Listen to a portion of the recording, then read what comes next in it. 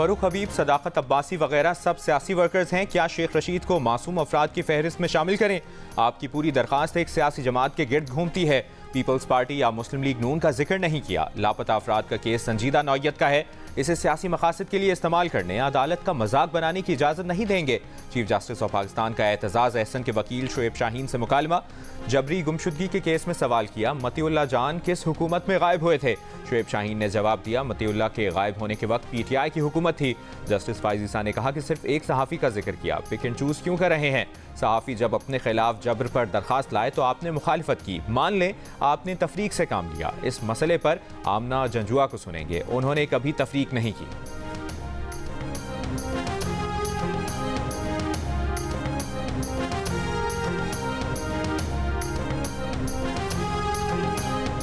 Missing person का case missing bill का case बन गया है।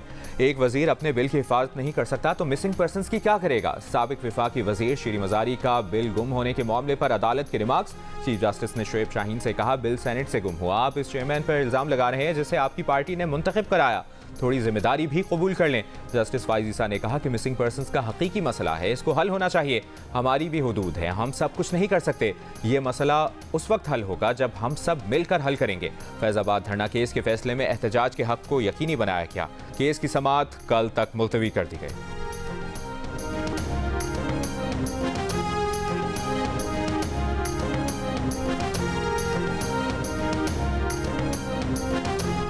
PTI को बल्ले का निशान वापस करने के फैसले के खिलाफ इलेक्शन कमीशन की नजरसानी दरखास्त पर पेशावर हाई कोर्ट ने फैसला महफूज कर लिया।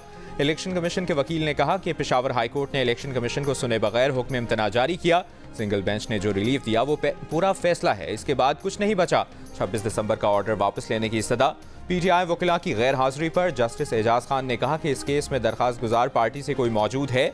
वकील इलेक्शन कमीशन ने कहा कि हमें कोई नजर नहीं आ रहा। एडवोकेट जनरल खैबर पख्तूनख्वा ने कहा कि हमारा इससे कोई ताल्लुक नहीं है, हमें इस केस से निकाला जाए।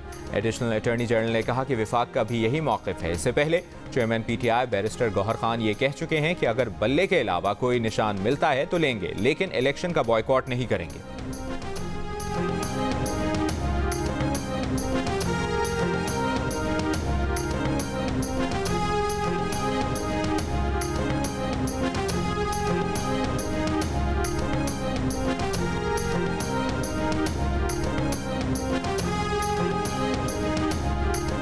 ताहयात नाअहली का सुप्रीम कोर्ट का फैसला बरकरार रहेगा या पार्लियामेंट की कानून साजी? सुप्रीम कोर्ट में 62(1)(f) के तहत सियासतदानों की ताहयात नाअहली से मुतल्लिक केस की समाअत आज होगी। चीफ जस्टिस काजी फाइज ईसा की सरबराही में 7 रुकनी लार्जर बेंच समाअत करेगा। नाअहली 62(1)(f) की बजाय इलेक्शन एक्ट के तहत करार दी गई तो नवाज शरीफ और जहांगीर तरीन इलेक्शन लड़ने के अहल हो जाएंगे। अदालत की कार्रवाई बराह रास्त नशर की जाएगी।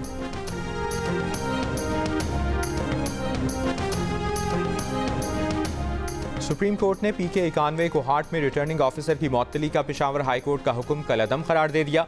चीफ जस्टिस ऑफ पाकिस्तान काजी फाइज ईसा ने रिमार्क्स दिए कि लगता है कुछ हथकंडे इस्तेमाल हो रहे हैं ताकि इंतखाबात ना हो। एक रिटर्निंग ऑफिसर बीमार हुआ, दूसरा लगा दिया गया। पेशावर हाई कोर्ट ने ठक करके तकर्री कैंसिल कर दी। हम आपको जुर्माना क्यों ना करें कि नोटिस किए बगैर ही तकर्री कैंसिल कर दी।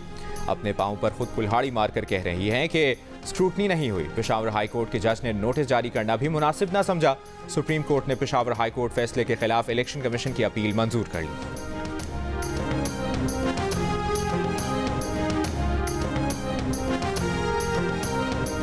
कल निगरान वज़ीर आज़म ने कहा कि जो एहतजाज कर रहे हैं वो मुल्क दुश्मन लोग हैं, जो हमदर्दी कर रहे हैं वो जाएं और इन कलअदम तंजीमों को ज्वाइन करें।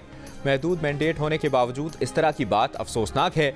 लीगी सेनेटर सादिया अब्बासी का वज़ीर आज़म के बयान पर रद्द-ए-अमल, कहा इस ऐवान की तौहीन है। कल ऐवान में बात हुई और इनके बारे में ये कहना कि बैंड ऑर्गेनाइजेशन ज्वाइन करें, वो निगरान वज़ीर आज़म के इन अल्फाज की मज़म्मत करती हैं।